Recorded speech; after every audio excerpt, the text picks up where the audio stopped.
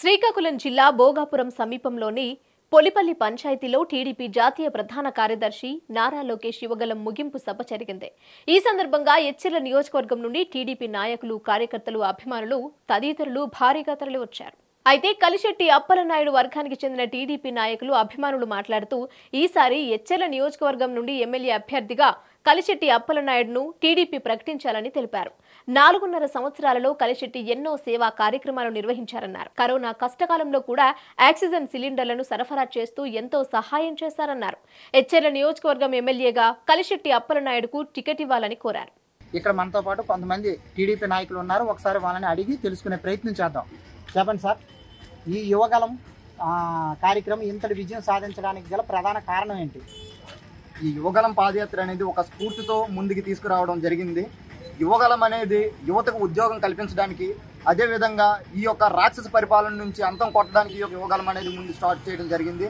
కుప్పం నుంచి ఈరోజు 3 ఉత్తరాంధ్ర జిల్లాలైనటువంటి విజయనగరం, వైజాగ్, శ్రీకాకుళం జిల్లాలో ఈరోజు ఇక్కడ ముగింపు కార్యక్రమం అవడం మాకు ఎచ్చెర్ల కాన్స్టిట్యున్సీ తరఫున మేము ఎంతో ఆనందకరమైన బాష్పాలను మేము వ్యక్తం చేస్తున్నాం. ఎందుకంటే ఈరోజు ఈ రాక్షస పరిపాలనలో లోకేష్ బాబు పాదయాత్ర చేస్తున్న దగ్గర నుంచి ఈరోజు వరకు ఆయన కుర్చీ లాక్కోవడం, ఆయన మైక్ లాక్కోవడం, ఆయన ఉండే వాలంటీర్ల పైన కేసులు పెట్టడం, ఇలాంటి అరాచకాల కార్యక్రమాలు ఎన్నో చేశారు. అలాగే యువతకు ఉద్యోగాలు లేక ఎంతోమంది ఆత్మహత్యలు చేసుకోవడం జరుగుతుంది. ఈ యొక్క యువగలాన్ని ఈరోజు నవగలంగా మార్చి, మహాగలంగా మార్చి ఈరోజు భోగాపురంలో దాదాపుగా 6 లక్షల నుంచి 10 లక్షల మంది వారికి ఈరోజు బహిరంగ సభకి 4 సింహాల మధ్యన ఈరోజు ఆ యొక్క యువగలం ముగింపు కార్యక్రమానికి ఈరోజు మీటింగ్కి నాంది పలకడం జరుగుతుంది.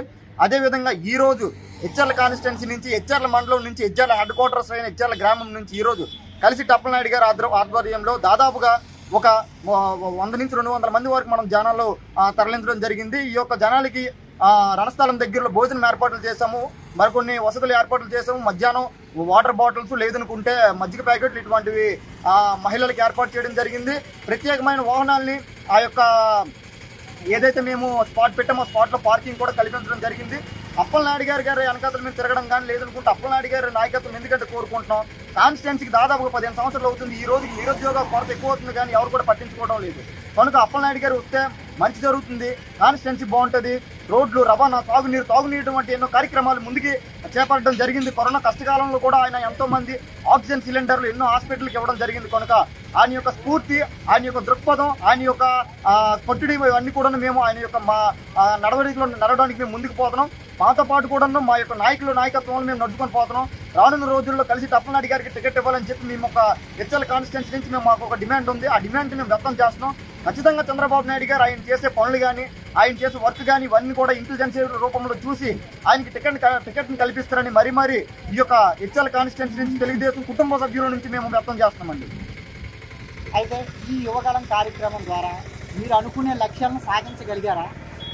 ఈ యొక్క యువగలం ద్వారా రీసెంట్గా చంద్రబాబు నాయుడు గారు సూపర్ 6 అనే ఒక మేనిఫెస్టో అనేది రిలీజ్ చేయడం జరిగింది.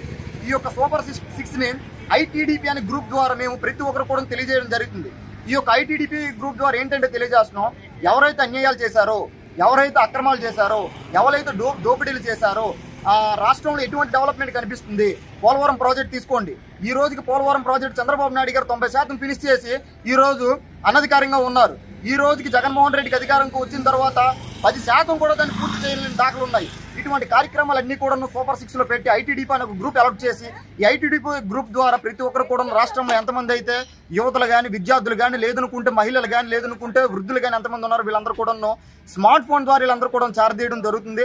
అదేవిధంగా ప్రజల్లో కూడా కాన్స్టిట్యున్సీ ఇన్ఛార్జ్ రూపంలో ప్రతి ఒక్కరికి వెళ్ళి ఈ యొక్క కాన్స్టిట్యున్సీ మేనిఫెస్టో అనేది మేము ఎక్స్ప్లెయిన్ చేయడం జరుగుతుంది. సార్, రాబోయే రోజుల్లో ఇంకా మెరుగైన సమాచారాన్ని మేము ప్రజల్లోకి దూసుకుపోవడానికి ముందుకి మేము ఈ యొక్క కార్యక్రమాలను చేపట్టడం జరుగుతుంది. వైసీపీ వైఫల్యాలను ప్రజల్లోకి ఈ యువగలం కార్యక్రమం ద్వారా ఏ విధంగా వివరించారు? ఇందుకే వైసీపీలో వైఫల్యాలు ఏంటి? ముఖ్యంగా వైఫల్యం అనేది ఫస్ట్ 10,000, 5,000 అనేది ఒక కుటుంబానికి ఇస్తే ఆ యొక్క వారం రోజులు లేదనుకుంటే 2 వారాలు మాత్రమే గడుస్తుందండి. నిజ జీవితంలో వాడి యొక్క జీవితం మొత్తం గడవాలంటే వాడికి ఒక ఉపాధి అనేది మెయిన్ అండి. ఉపాధి లేకపోవడానికి వాళ్ళు ప్రతి ఒక్కరు కూడా ఇంటికి ఒక ఉపాధి లేకపోయినట్లయితే ఖచ్చితంగా వాళ్ళు మానసికంగా, ఆర్థికంగా దెబ్బతినడం జరుగుతుంది. ఎక్కడికో వెళ్ళిపోవసరం లేదు. మన ఇచ్చాల కాన్స్టిట్యున్సీ తీసుకోండి, ఎంఎల్సీ కంపెనీలు చాలా ఉన్నాయి, మల్టీనేషనల్ కంపెనీలు చాలా ఉన్నాయి. ఇక్కడ మన ఇచ్చారులోనే తీసుకుంటే NACL ఉంది, డాక్టర్ రెడ్డిస్ ఉంది, అరబిందో ఉంది, చాలా ఉన్నాయి. మల్టీనేషనల్ కంపెనీలు చాలా ఉన్నాయి. ఇక్కడ మన ఇచ్చర్లోనే తీసుకుంటే NACL ఉంది, టాటా రెడ్డిస్ ఉంది, అరబిందో ఉంది, శ్రీయస్ ఉంది. ఇలాంటి ప్రముఖమైన కంపెనీలు దాదాపుగా 20 నుంచి 30 కంపెనీలు ఉన్నాయి. ఇన్ని కంపెనీలు ఉన్నప్పుడు కూడా ఈ రోజు హెచ్ఆర్లో ఉండే నాయకులకు కానీ, లేదనుకుంటే హెచ్ఆర్లో ఉండే సర్పంచులకు కానీ ఈ రోజు ఆ యొక్క కంపెనీలు కనిపించట్లేదు, లేదనుకుంటే మూతపడిపోయి అనేది ఈ యొక్క నేను ప్రెస్ మీట్ ద్వారా తెలియజేయడం జరుగుతుంది. ఎందుకంటే ఇన్ని కంపెనీలు ఉన్నప్పుడు కూడా ఈ యొక్క కాన్స్టిట్యున్సీ వాడు ఒక్కడు కూడా ప్రముఖమైన ఉద్యోగంలో లేడండి. ఒక్క ఉద్యోగంలో ప్రాముఖ్యం కూడా నెలకొనడం లేదు. అలాంటప్పుడు మాకు టీడీపీ వస్తే, మా యువ నాయకులు లోకేష్ బాబు వస్తే ఖచ్చితంగా కూడా మేము ఇంతకు ముందు సార్తో మాట్లాడడం జరిగింది. మాట్లాడేటప్పుడు మాకు ఒక హామీ కూడా నెలకొనడం జరిగింది. ఎందుకంటే హామీకి మేము కట్టుబడి ఉన్నాం. ఇంతకు ముందు యువగలం పాదయాత్ర కానీ, లేదనుకుంటే అంతకుముందు బాబు గారు ఉండేటప్పుడు కానీ ఇంటికి ఒక ఉద్యోగం ఇవ్వడం జరిగిందండి. పుష్కలంగా కూడా ఉద్యోగం చేసుకొని ఈ రోజు బహిరంగ లక్షలు సంపాదిస్తున్నారు విదేశాలకు వెళ్ళి. దీన్ని బట్టి చూసుకుంటే మాకు లోకేష్ బాబు గారు వస్తే మాకు న్యాయం జరుగుతుందని చెప్పేసి ఈరోజు తెలుగుదేశం పార్టీలో మేము కట్టుబడి తండోపు ఈరోజు జనాలను మేము తరలిస్తున్నామండి. వైసీపీ రాష్ట్రం సంక్షేమ పథకాల అభివృద్ధిలో ముందుకు నడిపిస్తుందని వైసీపీ నాయకులు చెబుతున్నారు. అయితే ఈ యువకాలంలో తెలుగుదేశం పార్టీ ఏమో వైసీపీ వైఫల్యాలను గురించి ఎక్కువగా చెప్పింది. ఎందుకు వైసీపీ నిజంగా రాష్ట్రాన్ని అభివృద్ధిలోని నడిపిస్తుందా లేదా, అదేవిధంగా సంక్షేమ పథకంలో నడిపించిందా లేదా, దీనిపైన మీరు ఏం చెప్పదలుచుకుంటున్నారు? ఈరోజు ప్రజలు వైసీపీ పార్టీ అనేది ముందుకి ఇంత చక్కగా నడిపించినట్లయితే ప్రజల్లో ఇంత వ్యతిరేకం అనేది ఉండదండి. ఎందుకంటే ప్రజల్లో వ్యతిరేకం ఎప్పుడైతే స్టార్ట్ అయిందో ఆ రోజు నుంచే వైసీపీ నాంది కిందకు పడిపోయింది అనేది మనం స్పష్టంగా కూడా కనిపిస్తుందండి. రాష్ట్రం మొత్తం వ్యాప్తంగా ప్రతి ఒక్కరు కూడా అవ్వ నుంచి గవ్వ వరకు, ముసిలి మొడగ, సొట్ట గుడ్డి ప్రతి ఒక్కరు కూడా లోకేష్ బాబు గారికి ఇంతమంది లక్షల జనాలు, కోట్ల జనాల్లో ఉండేటప్పుడు కూడా పాదయాత్రలో లోకేష్ బాబుకి కలవనందుకు ప్రతి ఒక్కరు కూడా తండోపుగా వస్తున్నారంటే ఎలాగ ఏ విధంగా వాళ్ళు సంక్షేమ కార్యక్రమాలు చేశారు? మీరు ప్రతి ఒక్క గ్రామానికి విచ్చేయండి. సంక్షేమ కార్యక్రమం అంటే ఏంటి? ఒక కాలువ కట్టడం, లేదనుకుంటే ఆడవాళ్ళకి, మహిళలకి ఏదైనా లబ్ధిదారులు కల్పించడం. ఈరోజు తెలంగాణ తీసుకుందాం, ఆడవాళ్ళకి బస్సుల సౌకర్యాలు ఫ్రీగా పెట్టాడు రేవంత్ రెడ్డి. దేనికి పెట్టాడండి? అధికారం కాదండి, నాయకత్వాన్ని వహించడం ముఖ్యం. అలాంటి నాయకత్వం అనేది మనకి ఇక్కడ కావాలంటే అది ఒక చంద్రబాబు నాయుడు గారితో సాధ్యం. చంద్రబాబు నాయుడు గారి శిష్యుడు రేవంత్ రెడ్డి. ఈ రోజు బహిరంగ కూడా రేవంత్ రెడ్డి గారు చెప్పారు, మనకి కాలువలు కానీ, విద్యుత్ కానీ, రోడ్లు కానీ, రవాణా కానీ, హాస్పిటల్ ఫెసిలిటీ కానీ ఇవన్నీ కావాలంటే, మెరుగైన వైద్యం కావాలంటే, మెరుగైన విద్య కావాలంటే, యువతకి ఫీజు రియంబర్స్మెంట్ కావాలంటే, యువతకి మంచి చదువు కావాలంటే బాబు రావాలి, బాబు పాలన కావాలి, తెలుగుదేశం పార్టీ రావాలి. కలిసెట్టి అప్పలనాయుడు గారికి హెచ్ఆర్ల నియోజకవర్గం నుండి ఎమ్మెల్యేగా టికెట్ ఇస్తే ఎంత మెజారిటీతో గెలిచే అవకాశం ఉంది? ఈ యొక్క 4 సంవత్సరాల కరోనా కష్టకాలం నుంచి చూసుకున్నట్లయితే ఈ రోజుకి కలిసెట్టి అప్పలనాయుడు గారికి కానీ టికెట్ ఇచ్చినట్లయితే దాదాపుగా 1,60,000 ఓట్ల మెజారిటీతో గెలుస్తాడని మా యొక్క ఇంటెలిజెన్స్ రిపోర్ట్ అండి. ఎందుకంటే మేము ఆయన వెనకాల తిరిగాం, ఆయన వెనకాల వచ్చే జనాలను తిరిగాం, ఆయన చేసే కార్యక్రమాలు చూసాం, ఆయన చేసే పనులు చూసాం. పార్టీ లేనప్పటికీ, అధికారం లేనప్పటికీ, పదవి లేనప్పటికీ, హోదా లేనప్పటికీ జనాలకి కానీ, ప్రజలకు కానీ దగ్గరయ్యి వాళ్ళ యొక్క కష్టాలను తెలుసుకొని ఆయనకి తోచనంత సాయం చేసి కలిసెట్టి అప్పలనాయుడు గారు వివిధ కార్యక్రమాలు చేసి ఎంతో మందికి వాటర్ లేదంటే బోర్లు తవ్వించి గ్రామాల్లో వాళ్ళ యొక్క ఈ రోజుకి రాష్ట్రం చంద్రబాబు నాయుడు గారి నాయకత్వం లేక 4 సంవత్సరాలు జరుగుతుంది. ఈ 4 సంవత్సరాలు కలిసెట్టి అప్పలనాయుడు గారు ఒక వ్యక్తి మారుమూల గ్రామం నుంచి జన్మించి వచ్చారు. ఆయన సోమవారంలో కలిసెట్టి అప్పలనాయుడు గారి గ్రీవెన్స్ లేదనుకుంటే కలెక్టర్ గారు ఇదొక టెన్షన్ గా ఉండేదన్నమాట. కలిసెట్టి అప్పలనాయుడు గారు రాలేదా అని ఒక ముందుకు నడిపించే నాయకత్వాన్ని లేడా అనేసి ఒక దీంతోని కలెక్టర్ గారు ఇప్పుడు కూడా ఆలోచించి చూస్తూ ఉండేవారు. కనుక కలిసెట్టి అప్పలనాయుడు గారు ఖచ్చితంగా ఇక్కడ గెలవబోతున్నారు. 2024లో చంద్రబాబు నాయుడు గారికి మొట్టమొదటి ఇవ్వబోయే గిఫ్ట్ హెచ్ఆర్ల నుంచి కలిసెట్టి అప్పలనాయుడు గారు ఖచ్చితంగా గెలవడం జరుగుతుందండి. ఈసారి మన రాష్ట్రంలో 175 సీట్లకు తెలుగుదేశం పార్టీ, జనసేన పార్టీ ఉమ్మడిగా ఎన్ని స్థానాలు గెలవబోతుంది?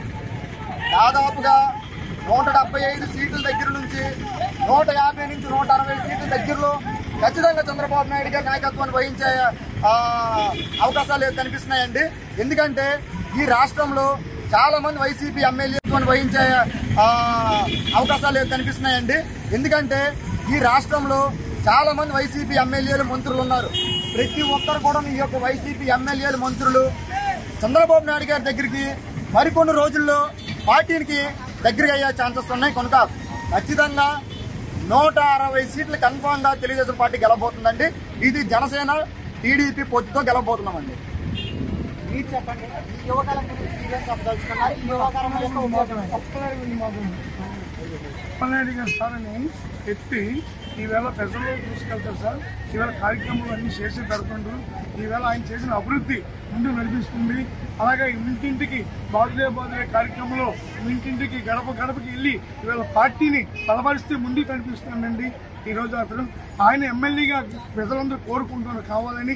ఈ 4 మండలాలు కూడా మన ఈ ఊతు ఈ లోకల్ నాయకులు మనకు కావాలి. లోకల్ మనకి ఇంటి పక్కనే సంస్కారం పక్కనే కావాలంటే ఏదైనా పరిగెత్తి అవసరమైతే పరిగెత్తి పలుకుతాడు మనిషి. వాళ్ళతో మన ఎత్తి కావాలని ప్రజలందరూ కోరుకుంటున్నారండి. ఈవేళ ఆయన వస్తే 1,00,000 మెజార్టీ ఓట్లతో గెలుస్తాడండి. ఈవేళ రెడీగా ఉన్నారు ప్రజలందరూ వేయడానికి.